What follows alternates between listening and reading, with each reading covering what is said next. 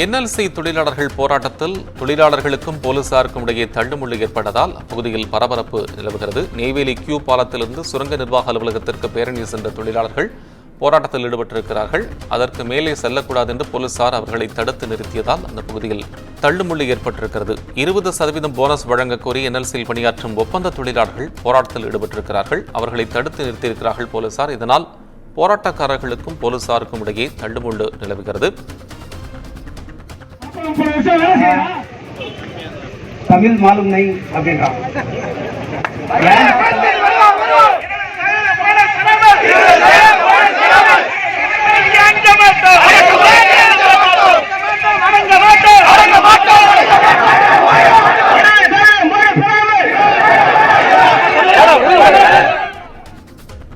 NLC தொழிலாளர்கள் போராட்டத்தில் தள்ளுமுள்ளு ஏற்பட்டிருக்கிறது. விவரங்களை செய்தியாளர் விவேக் வழங்கிட கேட்கலாம்.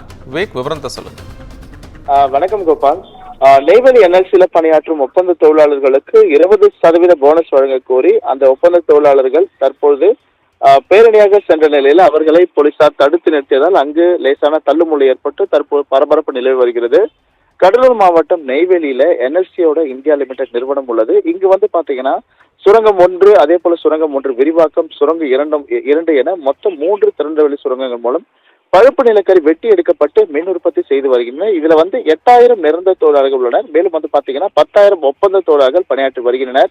இந்த நிலையில என்எல்சி நிர்வாகத்துல என்எல்சியில் பணியாற்றும் அதிகாரிகளுக்கும் அதே போல நிரந்தர தொழிலாளர்களுக்கும் அதிகப்படியான போனஸ் வழங்கப்பட்டு வரக்கூடிய சூழ்நிலையில அங்கு பணியாற்றும் ஒப்பந்த தொழிலாளர்களுக்கு சொசைட்டி தொழிலாளர்களுக்கும் 8.33% மட்டுமே போனஸாக வழங்கப்பட்டு வருவதாக கூறி என்எல்சி நிர்வாகம் ஒப்பந்த தொழிலாளர்களுக்கு 20% போனஸ், அதாவது அதிகாரிகளுக்கும் நிரந்தர தொழிலாளர்கள் வழங்கக்கூடிய போனஸை வழங்க வலியுறுத்தி இன்று நெய்வேலி கியூ பாலத்திலிருந்து என்எல்சி ஒப்பந்த தொழிலாளர்கள் சொசைட்டி தொழிலாளர்கள் பேரணியாக சென்றனர். அப்பொழுது அவர்கள் சுரங்க நிர்வாகம் அலுவலகம் நோக்கி சென்ற பொழுது அவர்களை போலீசார் தடுத்து நிறுத்தியதால் அங்கு பரபரப்பு நிலை வருகிறது. மேலும் போலீசாருக்கும் போராட்டத்தில் ஈடுபட்டவர்களுக்கும் தள்ளுமுள்ளு ஏற்பட்டதால் அங்கு பதற்றமான சூழல் நிலவுகிறது.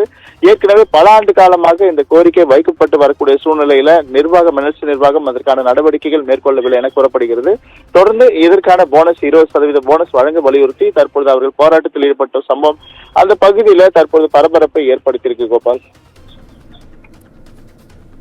விவரங்களை வழங்கியமைக்க நன்றி விவேக்.